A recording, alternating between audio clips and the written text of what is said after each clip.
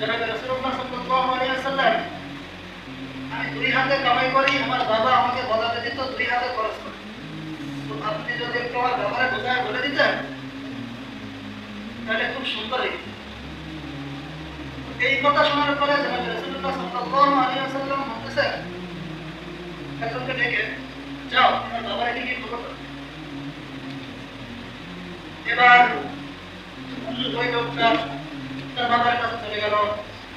বাবার কাছে চলে যাওয়ার পরে তার সংবাদ দেওয়া হলো যে জনাবে রাসূলুল্লাহ সাল্লাল্লাহু আলাইহি ওয়াসাল্লাম আপনাকে ডাকে।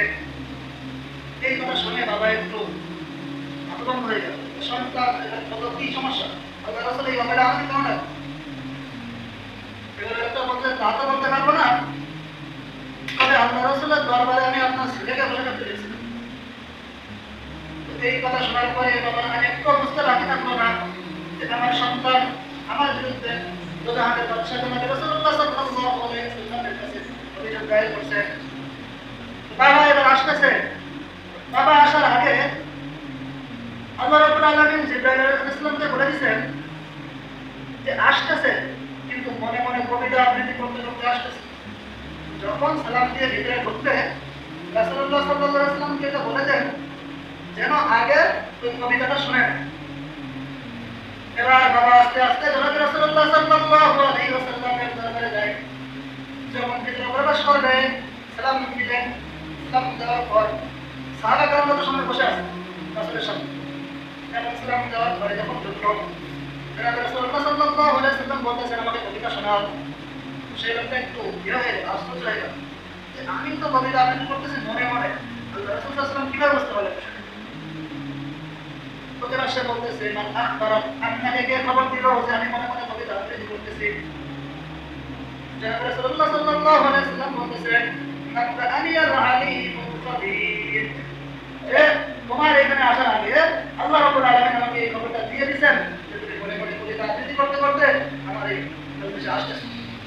পরে আমাকে কবিতা শোনাও, আমাকে কবিতা শোনাও, তুমি যে কবিতা আবৃত্তি করতেছিলে।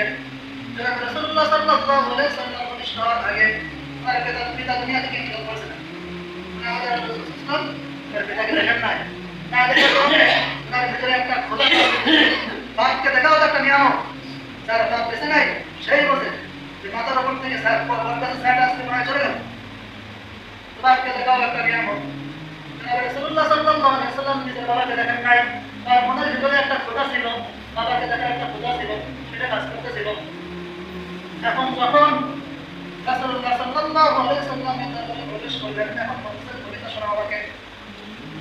এবার কবিতা অনেক বড়, অল্প কিছু লাইন এরকম ছিল যে বাবা বলতেছেন, আমি যখন একা ছিলাম তখন আমার চিন্তা ভাবনা আসলো যে আমি কবে দুইজন হব। তো আল্লাহ রাব্বুল আলামিন আমাদেরকে দুইজন বানায় দিলেন।